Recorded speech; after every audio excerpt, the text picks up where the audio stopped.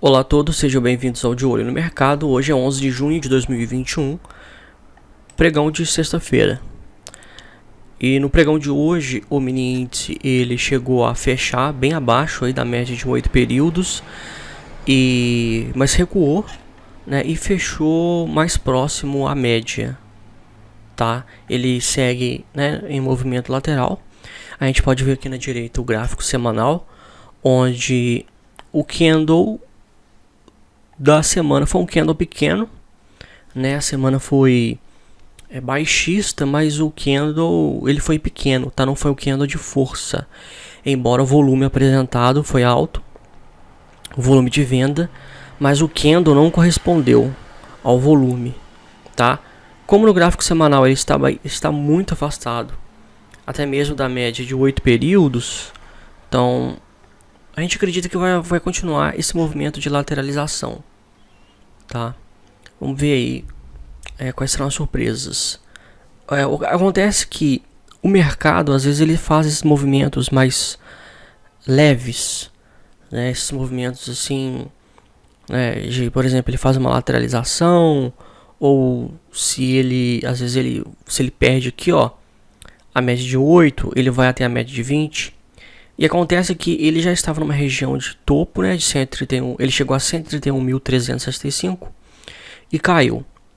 E aí, o problema é que com a queda, muita gente acaba vendendo por conta do pânico, tá? Então, isso acelera mais as quedas. Existem momentos em que alguns ativos, eles estão passando por um movimento de correção, só que aqueles que negociam papel ficam tão desesperados com a queda da correção que eles acabam vendendo, e aí a correção vira uma reversão, tá? Então a gente tem que ficar atento a esse fator aí, né? Por isso que pode pegar surpresa, né? Por isso que a priori a gente faz uma análise nesse sentido, indicando que, né, olha só, né, o movimento lateral, ele significa que a força compradora está muito grande, e ao invés dos preços caírem até a média, eles andam lateralmente, tá? Mas como eu disse, né, se o mercado ele dá uma reagida um pouco mais forte, alguns entram vendendo porque outros entraram vendendo, sabe? Vira uma bola de neve, e aí o mercado ele dá uma virada, tá? E é o seguinte, existe uma coisa muito importante que eu já observo aí há algum tempo, é a relação do timing do Ibovespa, tá, com as ações. Embora quando o Ibovespa ele está em queda, as ações, na sua imensa maioria, elas também começam um processo de queda, tá? Mesmo aquelas ações que não fazem parte do índice Ibovespa, tá? Existe uma espécie de efeito sistêmico quando há a queda do Ibovespa, tá? Então, em dias laterais ou dias de queda, a gente tem que ficar atento a essa questão, ok? Hoje, no mini índice, no gráfico de 5 minutos, ele formou uma bela perna de baixa, tá? Uma baita perna de baixa também, né? Você pode ver, né, que o padrão, né, de cair e ir até a média de 8, cair e ir até a média de 8, cair e ir até a média de 8. Você pode ver que, olha só, como que os preços oscilam, tá? E aí, né, de quando as médias se cruzaram lá em cima até vamos esperar aqui, até o cruzamento delas lá embaixo, foram cerca de 1000 pontos, tá? 1000 pontos aí, essa extensão da perna de baixo no gráfico de 5 minutos do mini índice. Depois ele deu uma reagida, voltou a cruzar as médias subindo, mas aí já estava no final da tarde e próximo aí ao leilão, tá? Então, né, os preços chegaram a tocar a média de 8 períodos, um movimento de queda, por ter fechado um pouco abaixo da média, eu não sei se vai retomar, tá? Não acredito que vai retomar o movimento de alta assim, porque é sempre quando vai na média, uma média importante, tá? Toca na média, faz correção sobre ela e depois volta subindo. Vamos ver. Vamos ver. Existem momentos que são indefinidores, tá?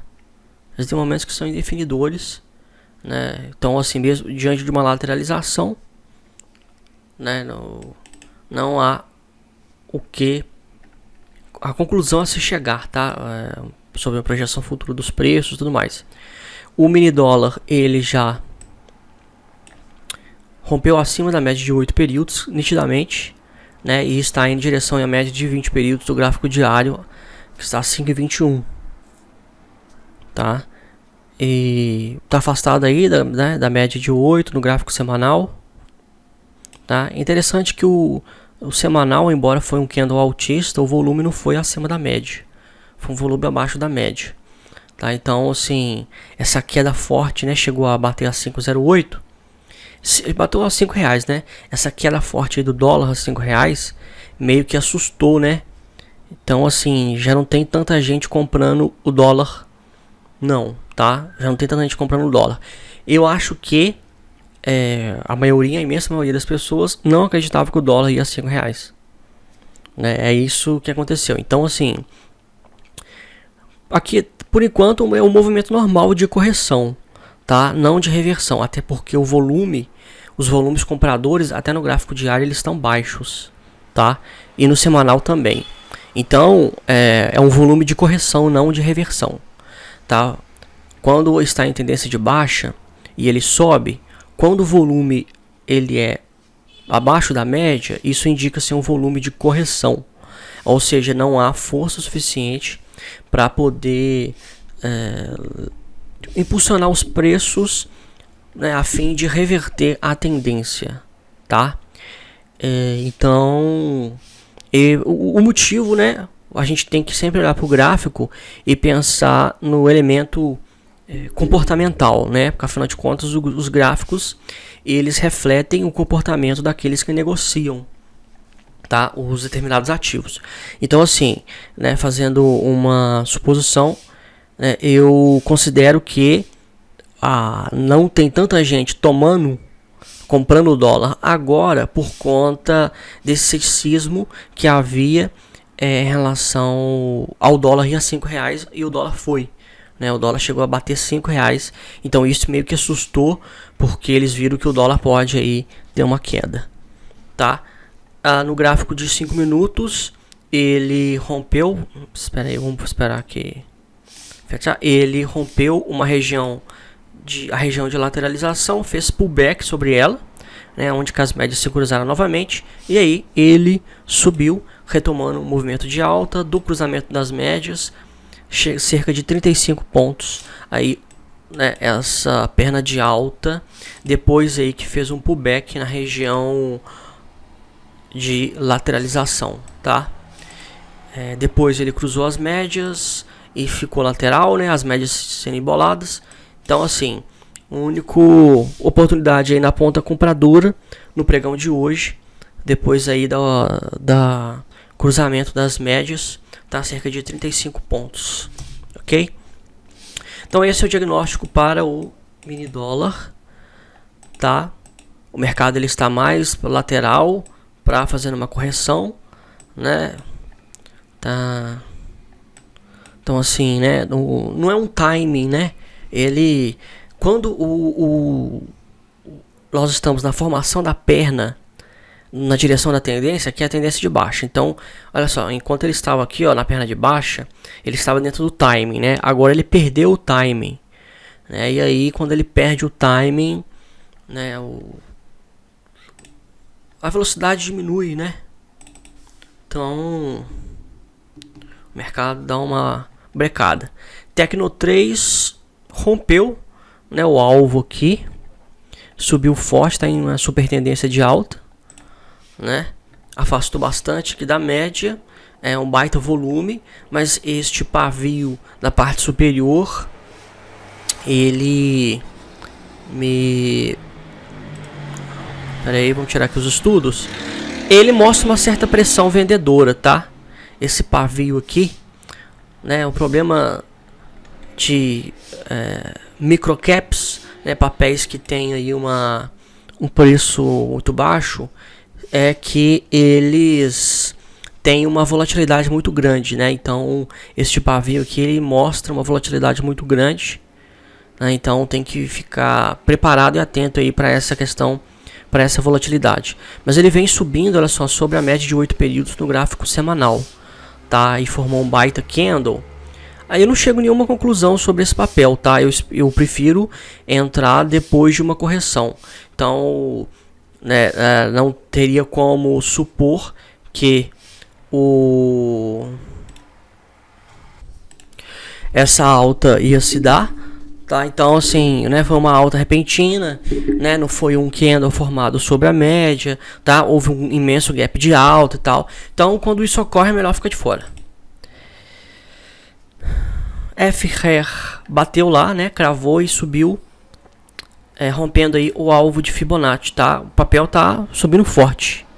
Tá subindo forte mesmo, tá muito afastado das médias, tá?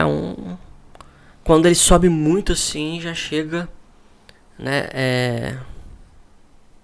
Se torna perigoso, na verdade, né? Você tem que começar a pensar na venda, não na compra, tá? Quando ele sobe tanto assim. E o próximo alvo está em R$ 53,31.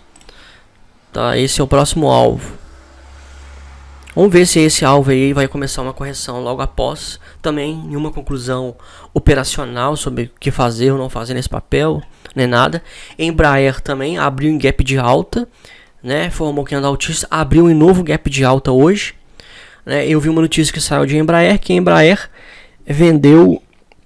A Embraer, ela tem a Embraer X, né? É uma espécie de startup dentro da própria Embraer. Perdão, para quem não sabe, né? A Embraer, né, é uma empresa brasileira que fabrica aviões. E a Embraer, ela tem lá um projeto, um plano de construir aeronaves futurísticas, tá? Né, carros voadores. Eles até... né, pelo menos os jornalistas utilizam a expressão carros voadores. E aí teve, eu não me lembro quem, se foi uma empresa, um país aí onde que foi, que encomendou já esses carros voadores para a Embraer. Então a Embraer já vai começar a produção já de esses carros voadores, que são uma espécie de naves de drones, tá? Drones gigantes. Drones com uma cabine embaixo, né? Você tem uma cabine onde você pilota e tem aquelas 4 hélices do drone em cima da cabine, né? Se você entra no site da Embraer, você vê, existe a foto lá, eles fizeram a foto, eles têm os desenhos, né, das aeronaves, e eu acho que isso aí foi o motivo aí que engatou aí essa alta aí de Embraer, tá? Nessa encomenda aí já dessas aeronaves. Né? É engraçado, né, que o Brasil é um país tão atrasado, mas tão atrasado em tanta coisa, né? E a Embraer já vai fabricar carros já futuristas, né? O homem, né, o Elon Musk tá lá tentando levar o homem para Marte, né? E o homem não conseguiu ainda descobrir a cura do câncer, né? Então, assim, existe um certo desequilíbrio, né, entre as áreas de ciência, né? A aeronáutica é muito desenvolvida, mas ainda a biomedicina ainda tem muito a fazer, enfim. Eu acho engraçado esse tipo de coisa. RNew 11 caiu, rompeu abaixo da média de 8, possivelmente vai até a média de 20 períodos. Você vê que no gráfico semanal, olha só onde que os preços foram, né, e voltaram. Tá, esses pavios aqui mostra volatilidade, tá? Mostra volatilidade. E papel com muita volatilidade não é bom operar no swing trade, tá? No day trade é uma maravilha, né? Maravilha. Quem é day trader aí, né? Porque o day trade, quanto maior é a oscilação dos preços, melhor, né? Você compra mais barato e vende mais caro, ou vende mais caro e compra mais barato. Tá? Agora, para o swing trader que fica aí dias ou até semanas posicionado, não é bom papéis com essa volatilidade. tá? Sua mentalidade tem que ser diferente, né? Então a gente não pode pensar como day trader, tá? A gente tem que saber separar as coisas. E esses pavios, eles são indicativo de volatilidade, e para o swing trade isso não é bom, tá? CTSA3 deu aquela pancada, né? Acionou, o stop tá lá embaixo, então tá tranquilo, segurou na média de 8 períodos, tá? Acredito eu que vai dar uma nova reagida sobre a média de 8 períodos, tá? Você pode ver que ele não fechou abaixo da média, igual lá o mini índice, tá? Ele fechou acima da média, né? Então vamos ver aí, né? O seu gráfico semanal mostra aqui grande volatilidade, né? Em uma semana ele deu uma pancada lá para cima e deu uma pancada aqui para baixo, né? Vamos ver. E CER3 fechou abaixo da média de 20. Aqui sim foi um Marubozu, né? Um candle sem pavio na parte superior e na parte inferior, e mostra que os preços vão buscar a média de 20 períodos, tá? Deste papel. Se tratando, né, fechando aqui os nossos estudos, se tratando de Nasdaq Futuros. Nasdaq Futuros é o dos 3 índices que está mais em alta, né? Tá aí, né, na formação aí da perna de alta. Nós temos o SP500 que está em segunda colocação, né? Está sobre a média de 8 períodos, e nós temos o Dow Jones que está sobre a média de 20 períodos, né? Tá segurando na média de 20 períodos aqui. Foi um doji, né, que andou de dúvida formado, tá? Então ele tá bastante lateral, perdeu o timing aí, né? Ele tá sem timing, na verdade, né? Sem timing tanto para alto quanto para baixo, né? Essa é a conclusão aí de Dow Jones. No mercado americano tá fraco, as bolsas também ficam fracas, tá? Principalmente a bolsa brasileira, né? Se o mercado americano tá bombando, tá, né, tendo altas fortes, o Ibovespa também seria puxado, ok? E para fechar, fica aqui, né, a indicação aqui do nosso clube de assinatura, tá? Com todos os nossos conteúdos aí, né? Seja planilha, seja nossos canais, seja todas as edições da revista, seja nossos cursos, por apenas R$ 49,90. Acesse o link e veja aí todos os nossos depoimentos e todos os nossos conteúdos, ok? Então eu vou ficando por aqui, tá? Nessa sexta-feira, desejando a todos aí um bom final de semana, e se Deus quiser, até segunda-feira.